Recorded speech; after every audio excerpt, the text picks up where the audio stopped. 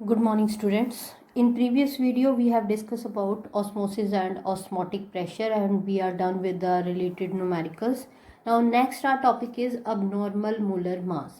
Now, what do you understand by abnormal molar mass? ਉਸ ਤੋਂ ਪਹਿਲਾਂ ਸਾਨੂੰ ਇਹ ਪਤਾ ਹੋਣਾ ਚਾਹੀਦਾ ਕਿ ਕੋਲੀਗੇਟਿਵ ਪ੍ਰੋਪਰਟੀਜ਼ ਕੀ ਹੁੰਦੀਆਂ ਹੈਗੀਆਂ। ਅਸੀਂ ਬਹੁਤ ਵਾਰ ਡਿਸਕਸ ਕਰ ਚੁੱਕੇ ਕਿ colligative properties are those properties which depends upon number of solute particles.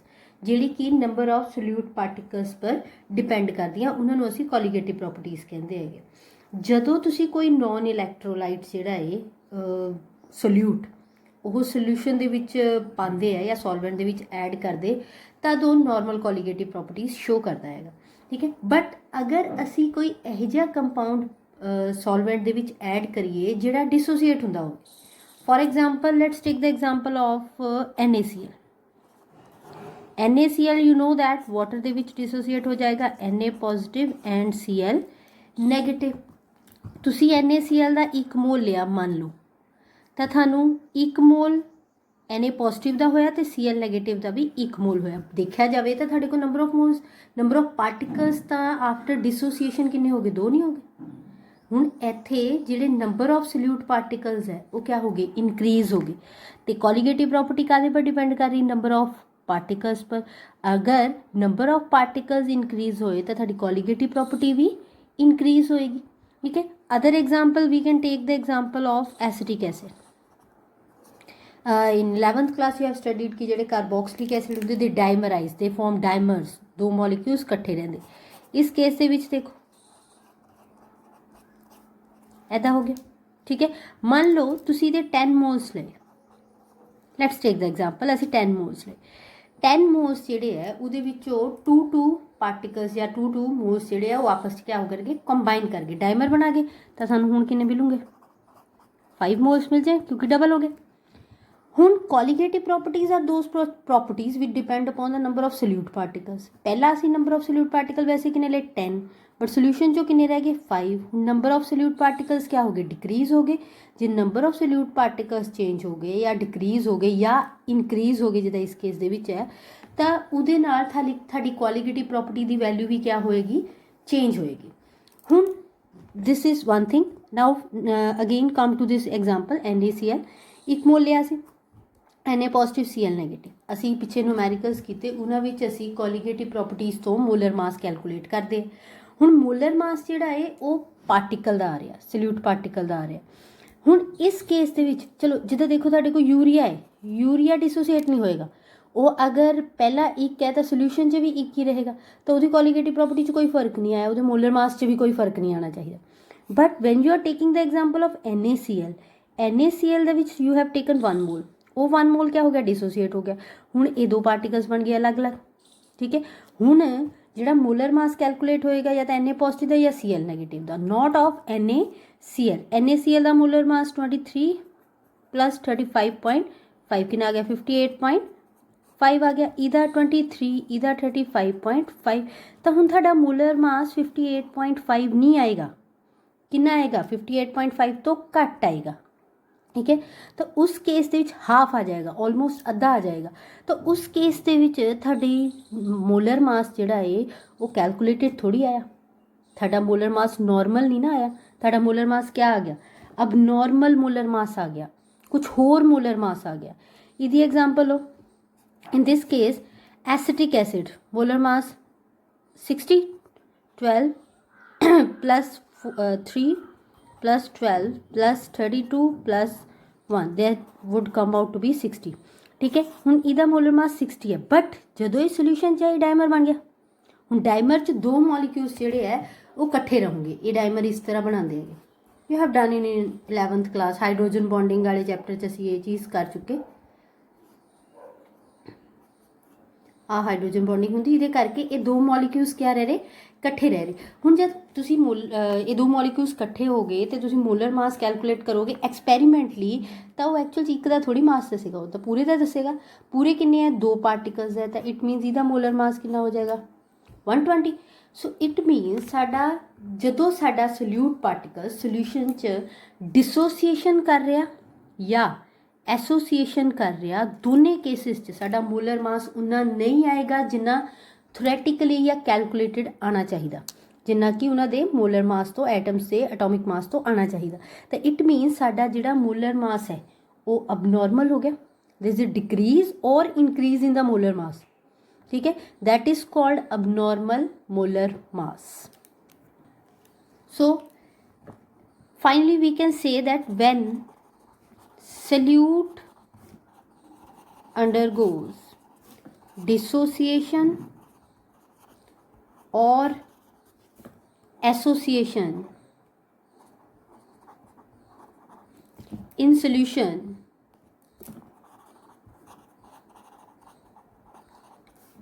the molar mass will be different from calculated molar mass. Calculated means theoretical, theoretical ਜਿਹੜਾ molar mass ਹੋਏਗਾ ਉਹਦੇ ਨਾਲ। Such mass is called abnormal molar mass.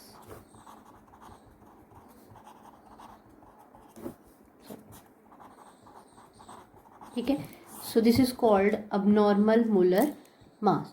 Hope you get कि ਹੁਣ ਇਹਦੇ ਵਿੱਚ conclusion ਕਿਆ ਹੈ ਕਿ ਜਦੋਂ ਵੀ ਸਾਡਾ ਸੋਲਿਊਟ ਜਿਹੜਾ ਹੈ ਉਹ ਸੋਲਿਊਸ਼ਨ 'ਚ ਡਿਸੋਸੀਏਸ਼ਨ ਜਾਂ ਐਸੋਸੀਏਸ਼ਨ ਕਰ ਲਵੇ ਤਾਂ ਉਸ ਵਕਤ ਉਹਦਾ ਜਿਹੜਾ ਮੋਲਰ ਮਾਸ ਜਾਂ ਉਹਦੀ ਕੋਲੀਗੇਟਿਵ ਪ੍ਰੋਪਰਟੀਜ਼ ਉਹ ਨਹੀਂ ਆਉਂਦੀਆਂ ਜੋ ਕਿ ਥਿਓਰੈਟਿਕਲੀ ਆਉਣੀਆਂ ਚਾਹੀਦੀਆਂ, ਜਿੰਨੀਆਂ ਕਿ ਅਸੀਂ ਹੁਣ ਤੱਕ ਕੀਤੀਆਂ। ਮਾਈਂਡ ਜਿੰਨੇ ਵੀ ਤੁਸੀਂ ਪਿੱਛੇ ਨੂਮੈਰੀਕਲਸ ਕੀਤੇ ਆ ਹੁਣ ਤੱਕ ਇਹਨਾਂ ਕੋਲੀਗੇਟਿਵ ਪ੍ਰੋਪਰਟੀਜ਼ ਦੇ, ਉਹਨਾਂ ਵਿੱਚ ਤੁਸੀਂ ਜਿਹੜਾ ਸੋਲਿਊਟ ਲੈ ਰਹੇ ਉਹ ਹਮੇਸ਼ਾ ਨੋਨ ਇਲੈਕਟ੍ਰੋਲਾਈਟ ਹੁੰਦਾ। ਤਾਂ ਨੋਨ ਇਲੈਕਟ੍ਰੋਲਾਈਟ ਮੀਨਸ ਜਿਹੜਾ ਸੋਲਿਊਸ਼ਨ 'ਚ ਡਿਸੋਸੀਏਸ਼ਨ ਜਾਂ ਐਸੋਸੀਏਸ਼ਨ ਨਹੀਂ ਕਰੇਗਾ। ਜ਼ਿਆਦਾਤਰ ਤੁਸੀਂ ਨੋਨ ਵੋਲਾਟਾਈਲ ਨੋਨ ਇਲੈਕਟ੍ਰੋਲਾਈਟ ਸੋਲਿਊਟ ਹੀ ਲੈਂਦੇ, ਯੂਰੀਆ, ਗਲੂਕੋਜ਼, ਸ਼ੂਗਰ, ਇਹ ਸਾਰੇ ਨੋਨ ਵੋਲਾਟਾਈਲ ਅਤੇ ਨੋਨ ਇਲੈਕਟ੍ਰੋਲਾਈਟ ਹੁੰਦੇ। ਮੀਨਸ ਇਹ ਸੋਲਿਊਸ਼ਨ 'ਚ ਐਸੋਸੀਏਸ਼ਨ ਜਾਂ ਡਿਸੋਸੀਏਸ਼ਨ ਨਹੀਂ ਕਰਦੇ। ਬਟ ਤੁਸੀਂ ਇਹ 'ਤੇ ਨੋਟ ਕਰਿਓ, ਤੁਸੀਂ ਕਿਤੇ ਵੀ ਸੋਡੀਅਮ ਕਲੋਰਾਈਡ ਨਹੀਂ ਲਿਆ, ਤੁਸੀਂ ਕਿਤੇ ਵੀ ਐਸੀਟਿਕ ਐਸਿਡ ਨਹੀਂ ਲਿਆ। ਕਿਉਂ ਨਹੀਂ ਲਿਆ? ਕਿਉਂਕਿ ਉਹ ਨਾਰਮਲ ਕੋਲੀਗੇਟਿਵ ਪ੍ਰੋਪਰਟੀਜ਼ ਸ਼ੋ ਨਹੀਂ ਕਰੂੰਗੇ। ਉਹ ਕਿਆ ਸ਼ੋ ਕਰੂੰਗੇ? ਅਬਨੋਰਮਲ ਕੋਲੀਗੇਟਿਵ ਪ੍ਰੋਪਰਟੀਜ਼ ਜਾਂ ਅਬਨੋਰਮਲ ਮੋਲਰ ਮਾਸ ਕੈਲਕੂਲੇਟ ਕਰੂੰਗੇ। ਤਾਂ ਇਟ ਮੀਨਸ ਉਸ ਵਕਤ ਸਾਡੀ ਥਿਓਰੈਟੀਕਲ ਵੈਲਿਊਜ਼ ਅਤੇ ਐਕਸਪੈਰੀਮੈਂਟਲ ਵੈਲਿਊਜ਼ ਬਿਲਕੁਲ ਇੱਕ ਦੂਜੇ ਤੋਂ ਡਿਫਰੈਂਟ ਹੋਣਗੀਆਂ। ਤਾਂ ਹੁਣ ਇਹ ਤਾਂ ਫਿਰ ਗਲਤ ਹੋ ਗਿਆ, ਇਟ ਮੀਨਸ ਸਾਡਾ ਤਾਂ ਫਾਰਮੂਲਾ ਫੇਲ ਹੋ ਜਾਏਗਾ। ਤਾਂ ਉਸ ਚੀਜ਼ ਨੂੰ ਸੈੱਟ ਕਰਨ ਵਾਸਤੇ ਵੌਨ ਹੌਫ ਦੇयर ਵਾਜ਼ ਅ ਸਾਇੰਟਿਸਟ, ਉਹਨੇ ਇੱਕ ਉਹ ਦਿੱਤਾ, ਫੈਕਟਰ ਦਿੱਤਾ, that is called van Hoff factor. Van Hoff factor ਜਿਹੜਾ ਹੈ ਦੈਟ ਇਜ਼ ਡਿਨੋਟਡ ਬਾਈ ਆਈ ਨਾਲ ਡਿਨੋਟ ਕਰਦੇ ਹੈਗੇ ਇਹਨੂੰ। ਇਹ ਸਾਨੂੰ ਜਿਹੜਾ ਹੈ ਆਈ ਕਿਹਦੇ ਇਕੁਅਲ ਹੈ? It is observed colligative property, absorbed or abnormal colligative property upon normal or we can say calculated colligative properties। ठीक है, absorbed या abnormal का मतलब है जो एक्सपेरिमेंटली आएगी, डिसोसीएशन या एसोसीएशन तो बाद। नॉर्मल या कैलकुलेटेड मतलब अगर असी थ्योरैटिकली फॉर्मूले च वैल्यू पुट कर दिए तो साडी क्या वैल्यू आएगी। इस चीज़ नू क्लैरीफाई करने वास्ते वॉन हॉफ फैक्टर यूज़ किया जाता। सो I is equal to observed और abnormal colligative property upon normal और कैलकुलेटेड कोलीगेटिव प्रॉपर्टी। ਹੁਣ ਜਿੰਨੀਆਂ ਵੀ ਤੁਸੀਂ ਪਿੱਛੇ ਕੋਲੀਗੇਟਿਵ ਪ੍ਰੋਪਰਟੀਜ਼ ਪੜ੍ਹੀਆਂ ਉਹਦੇ ਵਿੱਚ ਤੁਸੀਂ ਇੱਕ ਗੱਲ ਨੋਟ ਕੀਤੀ ਹੋਣੀ ਕਿ MB ਤੇ ਤੁਹਾਡੀ ਕੋਲੀਗੇਟਿਵ ਪ੍ਰੋਪਰਟੀ ਉਹ ਹਮੇਸ਼ਾ ਇੱਕ ਦੂਜੇ ਦੇ ਇਨਵਰਸ ਆਉਂਦੀ। For example delta TB that is equal to क्या फॉर्मूला है? KB into WB into 1000 upon MB into WA। देखो delta TB is your colligative property that is elevation in boiling point and it is inverse to molar mass of solute. या delta TF that was KF into WB into 1000 upon MB into WA। Again delta TF that is your colligative property, depression in freezing point and it is inversely proportional to MB। और that properties for example P0 minus P upon P0 is equal to WB upon MB into MA upon WA। Now again this is your colligative property, relative lowering in vapor pressure that is inversely proportional to MB। और pi is equal to WBRT upon MBV। Again osmotic pressure colligative property है, MB दे inverse है। It means साडी सारी colligative properties molar mass ते क्या होंदियां है, इनवर्स होंदियां। So it means colligative properties जिहड़ियां है that is inversely proportional to molar mass और molecular mass of solute. So उहदे नाल आ फॉर्मूला क्या बन जाएगा, आई क्या है, ऑब्जर्व्ड और normal colligative property upon normal और calculated colligative property. So it means ये बन जाएगा 1 अपॉन अब नॉर्मल मोलर मास। क्यों, क्योंकि ऊपर क्या लिया हुआ, अब नॉर्मल कोलीगेटिव प्रॉपर्टी, फिर अब नॉर्मल मोलर मास सीधे क्या आएगा, इनवर्स आएगा, अपॉन 1 अपॉन कैलकुलेटेड और नॉर्मल। ये हुंदा जिहड़ा थ्योरैटिकली असी एटॉमिक मासिस तो कढ़दे है मोलर मास। इस इक्वेशन को अगर असी थोड़ा रीअरेंज करूँगे तो क्या आ जाएगा, यह नीचे चला जाएगा, निचली रकम ऊपर चली जाएगी, क्या बन जाएगा, कैलकुलेटेड और normal molar mass upon abnormal और you can say experimental molar मास जो थाडा वैल्यू फॉर्मूले चो पुट करके आई, थ्योरैटिकल नहीं एक्सपेरिमेंटल वैल्यूज के नाल। So this is our I. So I दे दो एक्सप्रैशन है, one is abnormal colligative property upon normal colligative property और normal molar mass upon abnormal और एक्सपेरिमेंटल मोलर मास। हुण देखो अगर साडे कोल एसोसिएशन हो रही है, इन केस ऑफ एसोसिएशन च असीं किहड़ी एग्जाम्पल लई है, एसिटिक एसिड। एसिटिक एसिड जिहड़ा है वो क्या करेगा, एसोसिएट करेगा CH3COOH, CH3COOH क्या आ जाएगा, ट्वाइस आ जाएगा। ठीक है, हुण इहदे विच इहदा मोलर मास 60 लिया था, इहदा कितना आना 120। इट ये साडा क्या है, कैलकुलेटेड वैल्यू है ना, असीं फॉर्मूले तो कैलकुलेट की थी। ये साडी क्या आई हैगी, experimental. So it means this is our normal molar mass, तो यह साडा अब नॉर्मल मोलर मास है। हुण आई क्या है, I is normal molar mass upon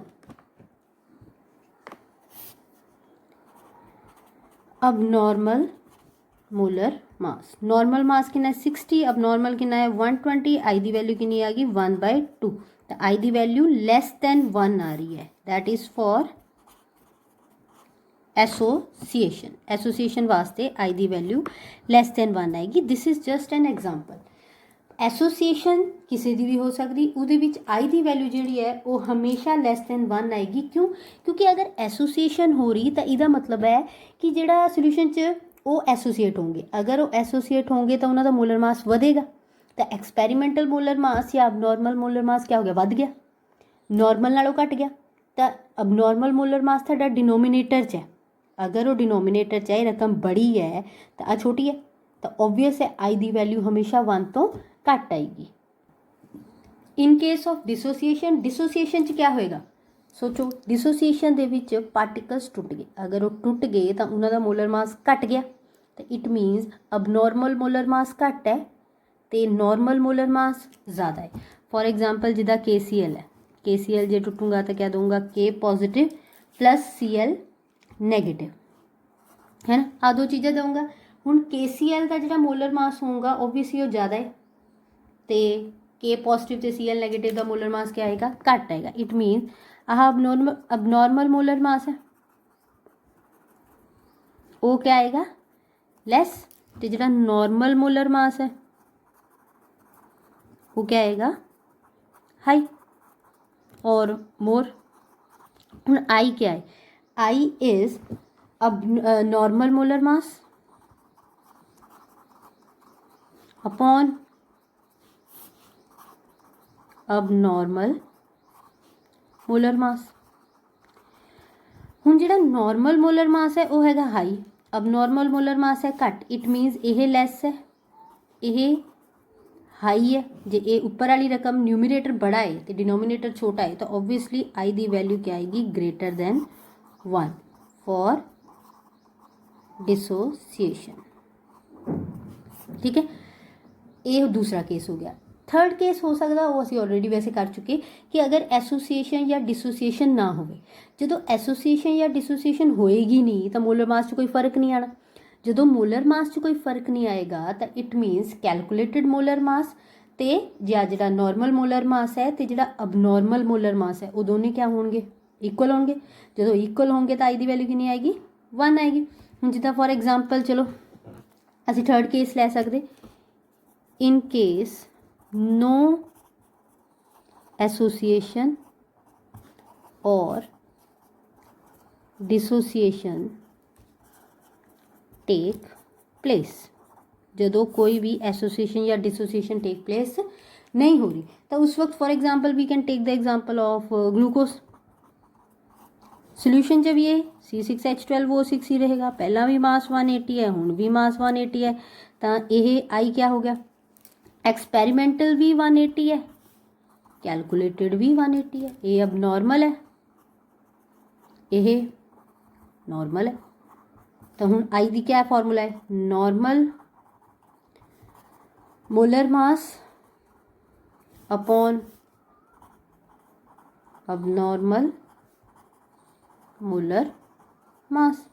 normal molar mass 180, abnormal भी 180, कितना आ गया, 1 आ गया। So it means I the value कितनी हुई, 1 for solute undergoing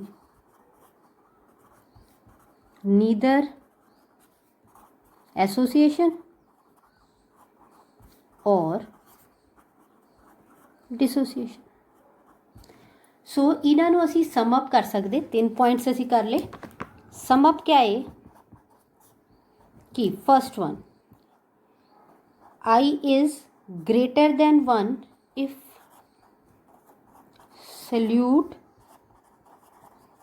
undergoes greater than 1 कद आएगी, greater than 1। देखो रट्टा नहीं है कोई भी, greater than 1 है साडा। I क्या है, normal molar mass upon abnormal molar mass. Normal molar मास जिहड़ा है वो वध होना चाहिए, अबनॉर्मल घट, इसका मतलब टुट गया। It means solute undergoes dissociation. ठीक है, दूसरा I इज़ लैस दैन 1 कद होएगा, I इज़ लैस दैन 1 कद होएगा, जो नॉर्मल मोलर मास घट होवे, अब नॉर्मल ज़्यादा होवे, मतलब बाद चो ज़्यादा हो जाए, मीनस वो क्या कर जान, एसोसिएशन कर जान। It means if solute undergoes association. ठीक है, and the last one, I is equal to 1 कद हो, if solute undergoes neither association or dissociation। ये वैल्यूज़ या पॉइंट्स जिहड़े आ तुसीं याद रखने, क्योंकि एग्जाम दे विच कई बार 1 मार्क्स क्वेश्चन आ जाता कि आई दी वैल्यू 1 कद होएगी या आई दी वैल्यू लैस दैन 1 कद होएगी या ग्रेटर दैन 1 कद होएगी। Now next topic is want of factor that is I and degree of dissociation alpha. Alpha बारे तुसी 11th क्लास च भी पढ़िया इक्विलिब्रियम वाले चैप्टर च कि अल्फा क्या होंदा, it is a degree of dissociation. मीनस alpha is fraction of particles undergoing dissociation. मीनस किन्ने पार्टिकल्स डिसोसिएट हो रहे हैं। अल्फा जिहड़ा है that is number of particles undergoing dissociation upon total number of particles taken। किन्ने पार्टिकल्स चों जिहड़े लए थे पार्टिकल्स उन्हां विचों किन्ने पार्टिकल्स दी डिसोसिएशन होगी, that is called alpha, degree of dissociation. Now next is, हुण देखो असी कोई डिसोसिएशन दी एग्जांपल लेके चलते हैं। फॉर एग्जाम्पल मेरे को एक पार्टिकल है AN is my particle and it is under going dissociation. ये डिसोसिएट कर रहा, डिसोसिएट करके क्या बना रहा, Na। पहला एक था, हुणे N नंबर ऑफ पार्टिकल्स जिहड़ा है वो बना रहा। ਹੁਣ ਇਨੀਸ਼ੀਅਲੀ ਅਸੀਂ ਮੰਨ ਲੈਂਦੇ ਹਾਂ ਕਿ ਅਸੀਂ ਇਹਦੇ ਸੀ ਮੋਲਸ ਲਏ, ਸੀ ਪਾਰਟੀਕਲਸ ਲਏ, ਇਹਦੇ ਕਿੰਨੇ ਹੋਣੇ ਇਨੀਸ਼ੀਅਲੀ ਜਦੋਂ ਡਿਸੋਸੀਏਸ਼ਨ ਨਹੀਂ ਹੋਈ ਵੀ ਤਾਂ ਇਹਦੇ ਕਿੰਨੇ ਹੋਣੇ 0। ਹੁਣ ਆਫਟਰ डिसोसीएशन जो डिसोसीएशन होगी तो किन्ने बच के मान लो यदि डिग्री ऑफ डिसोसीएशन अल्फा है। देखो बच्चे अल्फा क्या है नंबर ऑफ पार्टिकल्स ऊपर लिखा हुआ से number of particles undergoing dissociation upon total number of particles taken. हूँ number of particles undergoing dissociation कि इक्वल आएंगे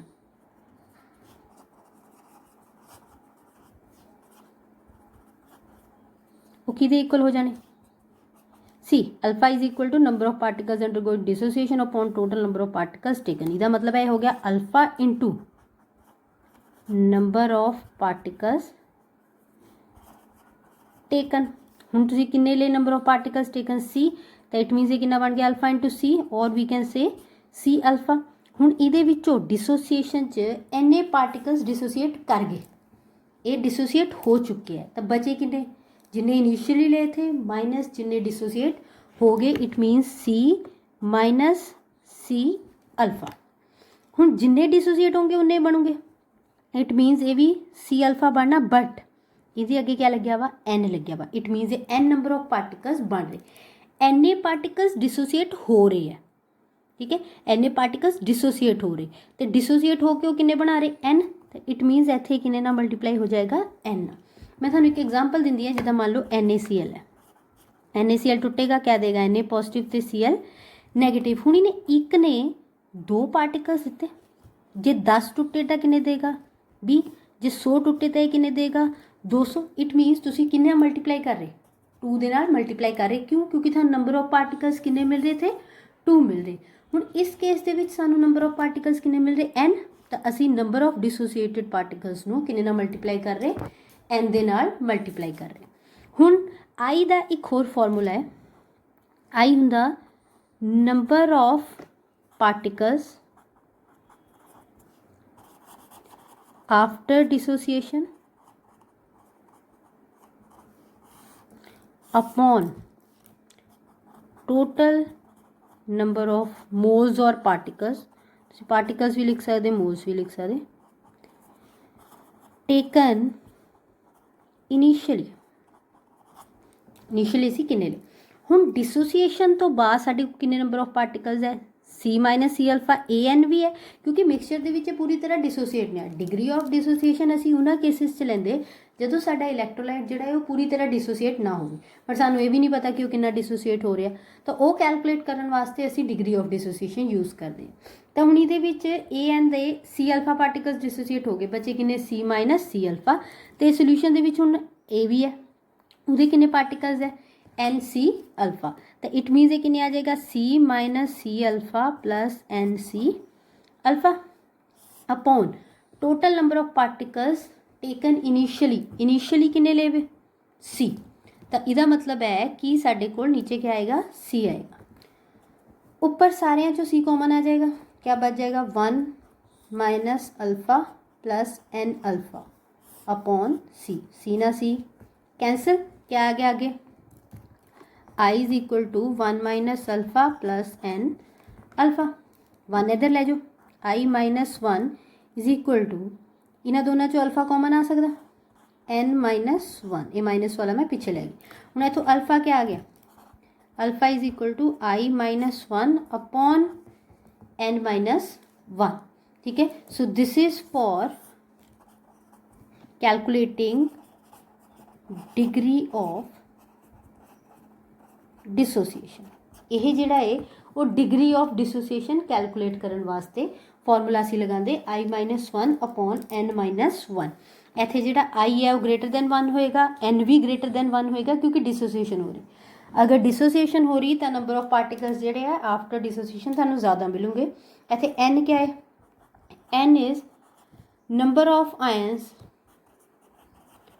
produced by 1 mole of produced by ionization of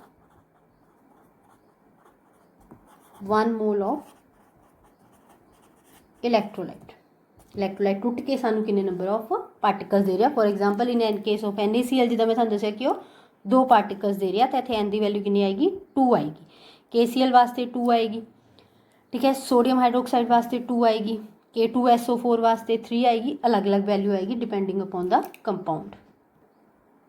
now next is in case of association. Association के case दे विच असीं इत्थे relation लभांगे van't Hoff factor that is I and degree of association. जिहड़ी association की डिग्री है that is also denoted by alpha. जिद्दां असीं डिग्री ऑफ डिसोसीएशन डिस्क्राइब करदे उद्दां ही असीं इनू भी कर सकदे। It is alpha is equal to number of particles undergo association upon total number of particles taken। ये आ जाएगा। हुण in case of association we can take the example कि साडे को NA मॉलिक्यूल्स है and it associated to give AN। इन्हें थानू बाद चो किन्ने देते AN देते। हुण